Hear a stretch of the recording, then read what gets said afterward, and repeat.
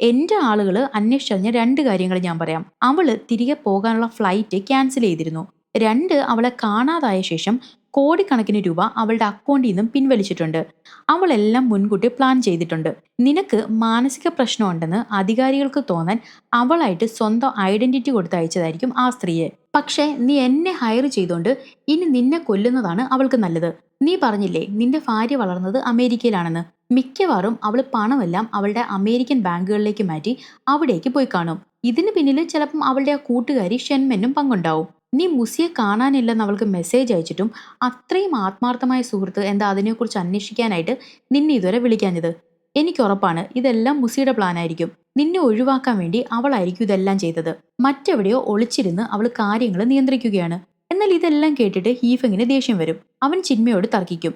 നീ ഈ പറയുന്ന പോലെ കുരുട്ടുബുദ്ധിയുള്ള ഒരു പെണ്ണൊന്നുമല്ല മുസി. ആരോടും വഴക്കിടാത്ത ഒരു പാവം പിടിച്ച പെങ്കൊച്ച അവള്. എല്ലാത്തിനും പുറമെ ഹീഫങ്ങിനോട് അവൾക്ക് ഭയങ്കര സ്നേഹമാ. അതുകൊണ്ടാണ് പ്രണയം തുടങ്ങി 1 മാസത്തിന് ശേഷം തന്നെ കല്യാണം കഴിച്ചത്. അവൾക്ക് പ്രിയപ്പെട്ട ഷെൻമാൻ വേണ്ടെന്ന് പറഞ്ഞിട്ടും ആരെക്കാളും കൂടുതൽ അവൾ ഹീഫെങ്ങിനെ സ്നേഹിക്കുന്നോണ്ടാണ് അവനെ നിർബന്ധം പിടിച്ച് കല്യാണം കഴിച്ചത്. മുസി ഒരിക്കലും ഇങ്ങനൊന്നും ചെയ്യത്തില്ല. അവളെ ആരോ അപകടപ്പെടുത്തിയത് തന്നെയായിരിക്കുമെന്ന് ഹീഫെങ്ങിന് ഉറപ്പാണ്. ഹീഫെങ് ജനിച്ചതൊരു പാവപ്പെട്ട കുടുംബത്തിലായിരുന്നു. വളർന്നപ്പം പണം ഉണ്ടാക്കാനായിട്ട് അവൻ പല ജോലികളും ചെയ്തു. പഠിക്കാൻ മിടുക്കനായിരുന്നിട്ട് പോലും കോളേജിൽ പോകാൻ പറ്റിയിട്ടില്ല. ഒടുവിൽ സാമാന്യം നല്ല ഒരു ഡൈവിംഗ് ഇൻസ്ട്രക്ടർ ജോലി അവന് കിട്ടി. എങ്കിലും ആ ശമ്പളം കൊണ്ട് കഷ്ടിച്ച് മാത്രമേ അവന് മുന്നോട്ട് പോകാൻ പറ്റുന്നുണ്ടായിരുന്നുള്ളൂ. അങ്ങനെ ഇരിക്കുമ്പം വളരെ യാദൃശ്ചികമായിട്ടാണ് അവൻ ജംഗ്ലി റമ്മി കളിച്ചത്. പക്ഷെ ആദ്യ ശ്രമത്തിൽ തന്നെ അവന് പൈസ കിട്ടി. പലർക്കും പൈസ പോകുമ്പം അവൻ അതിൽ നിന്ന് ഇഷ്ടം പോലെ പൈസ കിട്ടാൻ തുടങ്ങി. അങ്ങനെയാണ് അവൻ കാസിനോകളിലേക്ക് പോയത്. അതിലും അവൻ എപ്പോഴും വിജയിച്ചുകൊണ്ടിരുന്നു. അതോടെ അവന്റെ ജീവിതം മാറി ആഡംബര ജീവിതം ആവാൻ തുടങ്ങി. ഗാംബ്ലിംഗ് ഒരു അഡിക്ഷനായി മാറാൻ അധിക സമയമൊന്നും വേണ്ടി വന്നില്ല. എന്നാൽ ഒരുപാട് കാലം അവന്റെ കൂടെ ഭാഗ്യം ഉണ്ടായിരുന്നില്ല. പിന്നീട് അങ്ങോട്ട് നഷ്ടങ്ങളായിരുന്നു. അതോടെ പൈസ ലോൺ എടുത്തും കടം വാങ്ങിയും കളിച്ച് ഒടുവിൽ അവൻ ലക്ഷങ്ങളുടെ കടബാധ്യതയിലായി. അപ്പോഴാണ് ഹീഫങ് താൻ ലക്ഷക്കണക്കിന് രൂപയുടെ കടക്കാരനായി മാറിയെന്നുള്ള സത്യം പോലും മനസ്സിലാക്കുന്നത്. കടം മേടിച്ചവരുടെ കയ്യിൽ നിന്ന് നല്ല ഇടിയും കിട്ടാൻ തുടങ്ങി. അതോടെ ഒരു ദിവസം സ്വയം ഇല്ലാതാകാൻ ശ്രമിച്ചെങ്കിലും ഒരു കൂട്ടുകാരൻ അവനെ രക്ഷിക്കും. അങ്ങനെ എന്ത് ചെയ്യണമെന്ന് അറിയാതിരിക്കുമ്പോഴാണ് മുസിയെ കാണുന്നതും പരിചയപ്പെടുന്നതും. അവൾ കല്യാണം കഴിക്കാമെന്ന് പറഞ്ഞപ്പോൾ കുറച്ച് സമയം വേണം, കുറെ കടമുണ്ടെന്നും അതെങ്ങനെ ഉണ്ടായതാന്നും ഒക്കെയുള്ള സത്യം അവൻ മുസിയോട് തുറന്നു പറഞ്ഞിരുന്നു. അത് കേട്ട് അവൾ സ്വന്തം കാർഡ് എടുത്തു കൊടുത്തെങ്കിലും അവൻ വാങ്ങിയില്ല. അതുകൊണ്ട് മുസി അവൻ അറിയാതെ അവന്റെ കടം മൊത്തം തീർത്തു.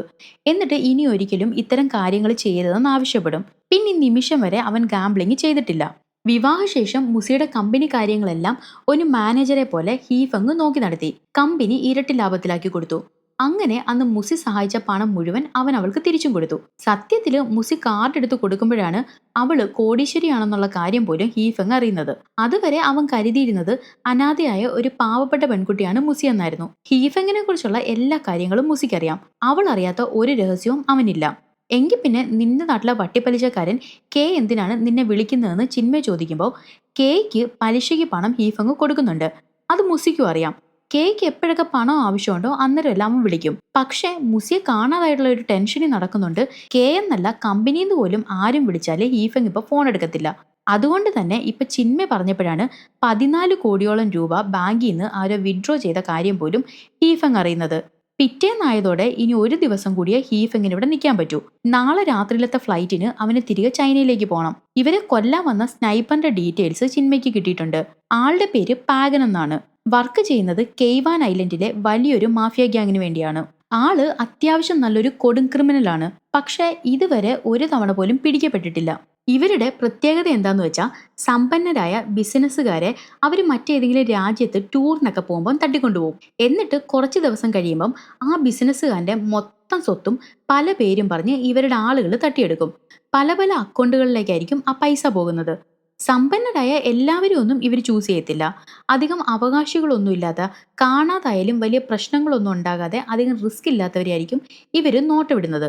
ഇവരുടെ കണ്ണില് മുസിയും ഹീഫങ്ങും ഒക്കെ ഒരു ഈസി ടാർഗറ്റാ. പല രാജ്യങ്ങളിലെയും ഉന്നത സ്ഥാനത്തുള്ളവരൊക്കെ ഇവരുടെ ആളുകളായോണ്ട് അങ്ങനെ എന്തെങ്കിലും കേസ് വന്നാലും അതെല്ലാം തേഞ്ഞു മാഞ്ഞു പോകും. പക്ഷെ ഇത് അറിഞ്ഞ സ്ഥിതിക്ക് നാളെ തന്നെ ഹീഫങ് സ്വന്തം നാട്ടിലേക്ക് തിരിച്ചു പോകണം. അവിടെ സേഫ് ആയിരിക്കും.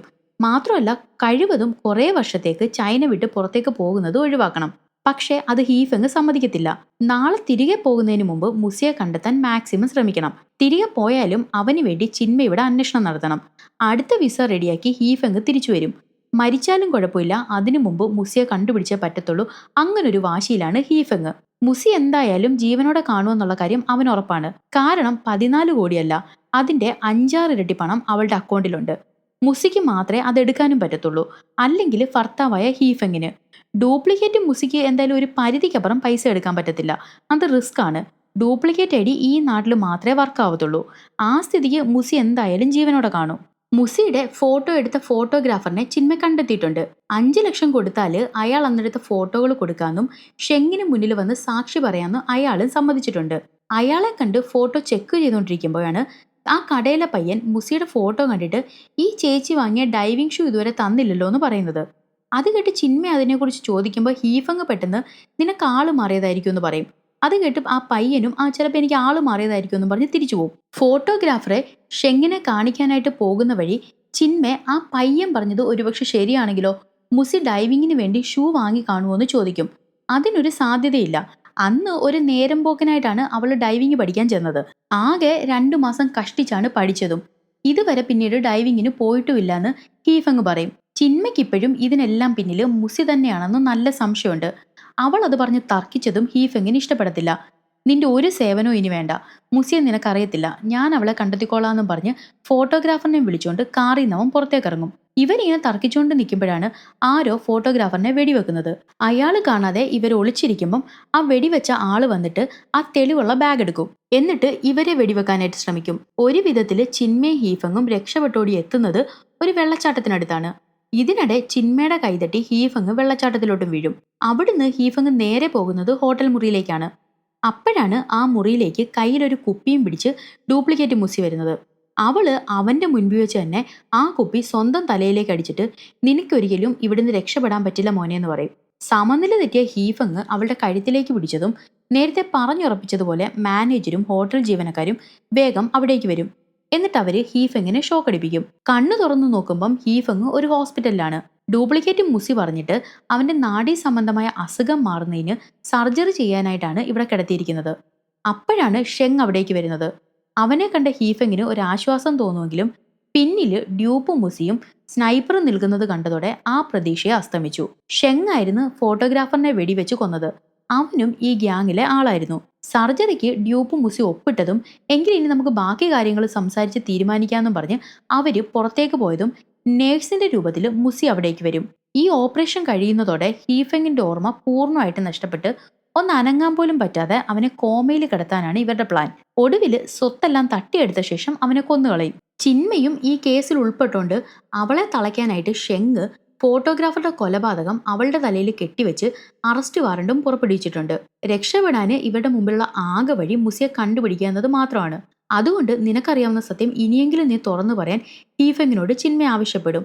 ഒന്നും അറിയാത്ത പോലുള്ള അഭിനയം നിർത്തി മുസി എവിടാന്നുള്ള സത്യം പറഞ്ഞില്ലെങ്കിൽ നിന്നെ ഇവര് സർജറി ചെയ്ത് കോമയിലാക്കും. എന്നെ പോലീസും പിടിക്കും. ഞാൻ അല്പം കഷ്ടപ്പെട്ടിട്ടാണെങ്കിലും രക്ഷപ്പെടും. പക്ഷെ നിന്റെ അവസ്ഥ എന്താകുമെന്നറിയാലോ. എന്നിട്ടും ഹീഫെങ് നിനക്കെന്താടി വട്ടായോ, എനിക്കൊന്നും മനസ്സിലാവുന്നില്ലെന്ന് പറയും. ഇവിടെ ഇപ്പം ഗെയിം കളിക്കുന്നത് 2 പേരാണ്. മുസിക്ക് എന്താ പറ്റിയെന്ന് നിനക്കറിയാം. അവൾ മിസ്സായോണ്ട് ആ ഒരു അവസരം ബോണസ് ആയിട്ട് എടുത്തിട്ട് നിന്നെ ഒതുക്കി പണം തട്ടാനാണ് മാഫിയ ഗ്യാങ് ശ്രമിക്കുന്നത്. അതുകൊണ്ട് മുസിക്ക് എന്താ പറ്റിയെന്ന് നീ പറഞ്ഞേ മതിയാകൂന്ന് ചിന്മേ ഹീഫെങ്ങിനോട് ദേഷ്യപ്പെടും.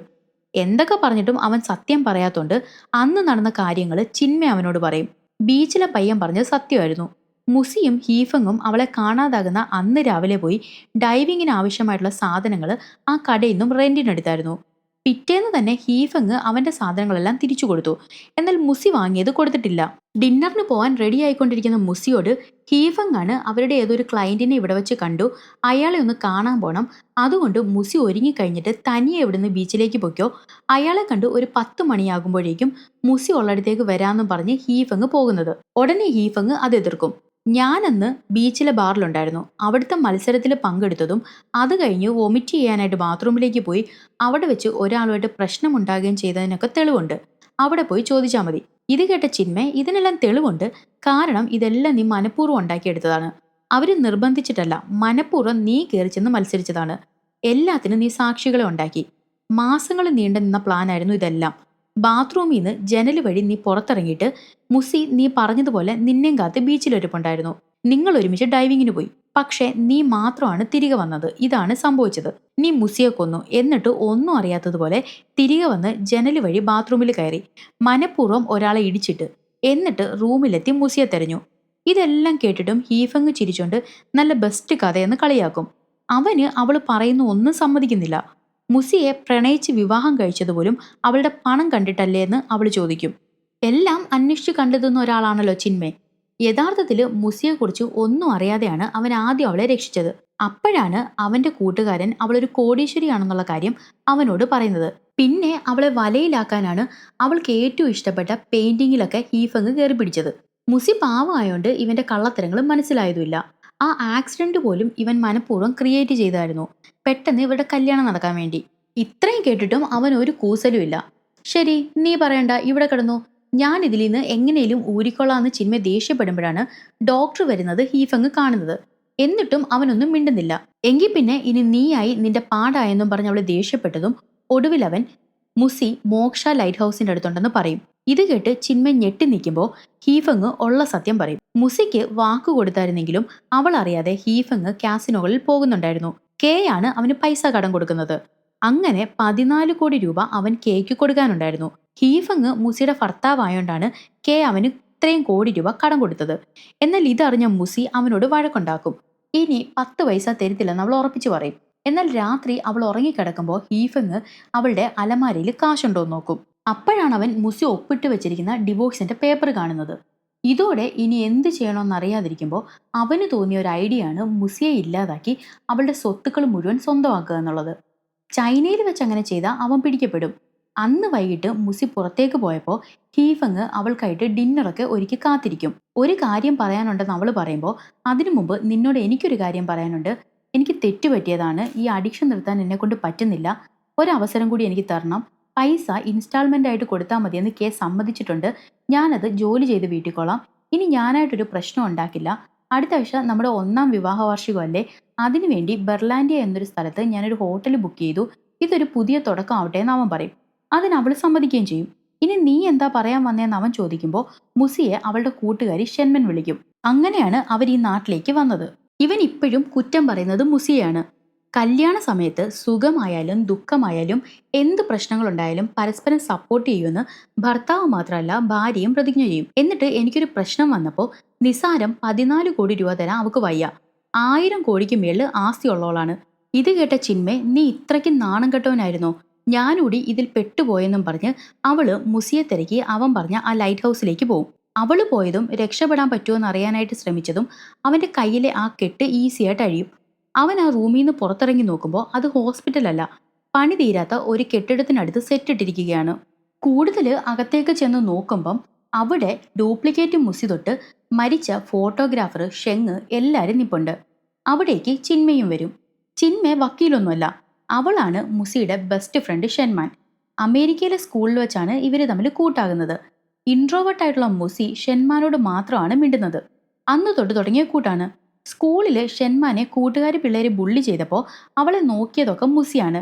ഷെൻമാന് കുട്ടിക്കാലം മുതൽ നാടകങ്ങളോട് വലിയ താല്പര്യമായിരുന്നു. മുസി വരച്ച പടമാണ് ഷെൻമാൻ അവളുടെ നെഞ്ചിൽ ടാറ്റു ചെയ്തിരിക്കുന്നത്.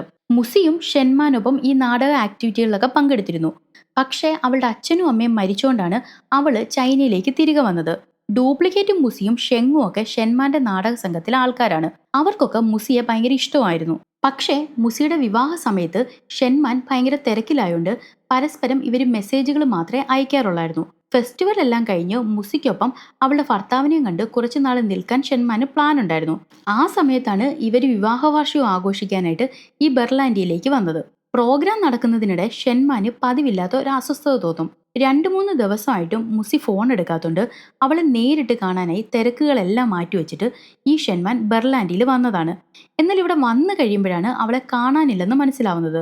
അവള് പറഞ്ഞിട്ട് അമേരിക്കയിൽ നിന്ന് ആദ്യം ഡ്യൂപ്ലിക്കേറ്റ് മുസി, അവളുടെ പേര് ജെനി എന്നാണ്, ജെനിയും ഷെങ്ങും ഇവിടേക്ക് വരും. ഇവർ 3 പേരും മുസിയെക്കുറിച്ച് അന്വേഷിച്ച് ഒടുവിൽ അവർക്ക് ആ തിരോധാനത്തിൽ സംശയം തോന്നുന്നത് ഹീഫെങ്ങിനെയാണ്. അങ്ങനെയാണ് ഷെൻമാന്റെ മൊത്തം ടീമും ഇവിടേക്ക് വന്നത്. മുസി ഹീഫെങ്ങിനെ കണ്ടപ്പം മുതൽ ഈ ബെർലാൻഡിയയിൽ ഡിന്നറിന് പോകുന്നതിന് തൊട്ട് മുമ്പ് വരെയുള്ള എല്ലാ കാര്യങ്ങളും ഷെൻമാനോട് പറഞ്ഞിട്ടുള്ളതുകൊണ്ട് അവർക്ക് കാര്യങ്ങൾ പ്ലാൻ ചെയ്യാനും ഈസിയായിരുന്നു. അങ്ങനെയാണ് ജെന്നി മുസിയുടെ വേഷം കെട്ടി ഡിന്നറിന് പോയ കാര്യങ്ങളും മറ്റുള്ള കാര്യങ്ങളും ഒക്കെ കൃത്യമായിട്ട് പറഞ്ഞത്. മുസിയോടുള്ള സ്നേഹം കൊണ്ടാണ് വേദന സഹിച്ചിട്ടും ജെന്നി മുസിക്കുള്ള അതേ പാട് അവളുടെ തൊടയിലാക്കിയതും. പിന്നെല്ലാം ഇവരുടെ പ്ലാൻ പോലെ നടന്നു. ബാറിലെ ആളോടും കാര്യങ്ങൾ പറഞ്ഞ് മനസ്സിലാക്കി അയാളെ കൊണ്ട് ഷെൻമാനെ ഹീഫെങ്ങിന് ഇൻട്രൊഡ്യൂസ് ചെയ്യിപ്പിച്ചു. ഇതെല്ലാം കേട്ടിട്ടും ഹീഫങ് പൊട്ടിച്ചിരിച്ചിട്ട്, നിനക്കെന്തായാലും നിന്റെ കൂട്ടുകാരി എന്ന് വെച്ച ജീവനല്ലേ, നീയും അവിടേക്ക് തന്നെ പൊക്കോളാൻ പറഞ്ഞ് ആക്രമിക്കാൻ വന്നതും സത്യങ്ങൾ മനസ്സിലാക്കിയ അവിടുത്തെ പോലീസ് അവിടേക്ക് വന്ന് അവനെ അറസ്റ്റ് ചെയ്യും. മുസിയുടെ ബോഡി നോക്കാനായിട്ട് അവൻ പറഞ്ഞ സ്ഥലത്തേക്ക് സ്കൂബ ഡൈവേഴ്സിനൊപ്പം ഷെൻമാനും ചെന്ന് നോക്കുമ്പോൾ കടലിനടിയിൽ ഒരു ഇരുമ്പ് കൂട്ടില് മരിച്ചു കിടക്കുന്ന മുസിയാണ് കാണുന്നത്. അവിടുന്ന് അവളുടെ ദേഹത്തുനിന്ന് ഒരു ഫോട്ടോയും ഇവർക്ക് കിട്ടും. ജയിലിൽ കിടക്കുന്ന ഹീഫെങ്ങിനെ ഷെൻമാൻ ചെന്ന് കാണും. എന്നാൽ അവളെ കണ്ട അവൻ, ഷോ, നിന്റെ ഒരു ഫോട്ടോ എങ്കിലും എനിക്ക് നേരത്തെ കിട്ടിയിരുന്നെങ്കിൽ ഒരു തെളിവുമില്ലാതെ നിന്നെ ഞാൻ തീർത്തേനെ എന്ന് പറഞ്ഞ് ചിരിക്കും. മുസിയെ കൊന്നതിൽ അവൻ ഒരു കുറ്റബോധവും ഇല്ല. ഇത് കേട്ട ഷെൻമാൻ, നീ ഇപ്പം ചിരിച്ചോ, പക്ഷെ ഈ ലോകത്ത് ആരെക്കാളും നിന്നെ സ്നേഹിച്ച ഒരു പെണ്ണിനെയാണ് നീ ഇല്ലാതാക്കിയത്.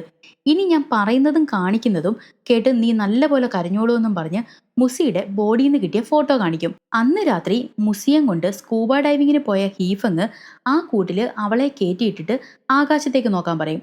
അവള് അവിടെ നിന്ന് ആകാശത്തേക്ക് നോക്കുമ്പോൾ നല്ല ഭംഗിയുള്ള ആകാശം കാണാം. അത് അവളിങ്ങനെ നോക്കി നിൽക്കുമ്പം ഈ ഹീഫങ് കൂടിന് പുറത്തിറങ്ങി വാതിലടയ്ക്കും. അന്ന് പഠിപ്പിച്ചതുപോലെ ശ്വസിക്കാൻ പറ്റുന്നില്ലെന്നൊക്കെ അവള് പറയുന്നുണ്ടെങ്കിലും അത് ശ്രദ്ധിക്കാതെ അവൻ തിരികെ പോകും. ഉടനെ അവള് അവനെ കാണിക്കാനായിട്ട് പ്രഗ്നന്റ് ആണെന്നുള്ള കുട്ടിയുടെ ആ സ്കാനിങ് കാണിക്കുമ്പോഴേക്കും ഹീഫങ് ഒരുപാട് ദൂരത്തേക്ക് പോയിരുന്നു. അന്ന് ക്യാൻഡിൽ ലൈറ്റ് ഡിന്നറിന് മുമ്പ് മുസി പുറത്തു പോയത് ഹോസ്പിറ്റലിൽ പ്രഗ്നൻസി ചെക്ക് ചെയ്യാനായിട്ടായിരുന്നു. മുസി പ്രഗ്നന്റ് ആയിരുന്നു. അതറിഞ്ഞ് ഒരു കുഞ്ഞ് വന്ന ഹീഫങ് മാറുമെന്ന് കരുതി അവന്റെ 14 കോടി രൂപയുടെ കടവും അവൾ വീട്ടിയിട്ടായിരുന്നു അന്ന് വീട്ടിലേക്ക് വന്നത്. അതിനെക്കുറിച്ച് അവൾ സംസാരിക്കാൻ പോയപ്പോഴാണ് ഹീഫങ് അവളെ തടഞ്ഞിട്ട് വെക്കേഷന് പോകാമെന്ന് പറഞ്ഞത്. ആ സമയത്ത് ഷെൻമാനും വിളിച്ചു. ഷെൻമാനോട് മുസി പ്രഗ്നന്റ് ആണെന്നും ഹീഫങ്ങിന്റെ കടം തീർത്തെന്നും, പക്ഷെ ഇപ്പം അത് പറയുന്നില്ല. പകരം ഒരു സർപ്രൈസ് ആയിട്ട് വിവാഹ വാർഷികത്തിന്റെ അന്ന് ഈ സ്കാനിങ്ങും കാണിച്ച് കടം തീർത്ത കാര്യവും അങ്ങനെ എല്ലാം തുറന്നു പറയാനാണ് മുസിയുടെ പ്ലാൻ എന്ന് പറയും. ഷെൻമാന് ഹീഫങ് നന്നാവും എന്നുള്ള കാര്യത്തിൽ യാതൊരു പ്രതീക്ഷയില്ലായിരുന്നെങ്കിലും മുസിക്ക് അവൻ നന്നാകും എന്നുള്ള കാര്യത്തിൽ ഉറപ്പായിരുന്നു.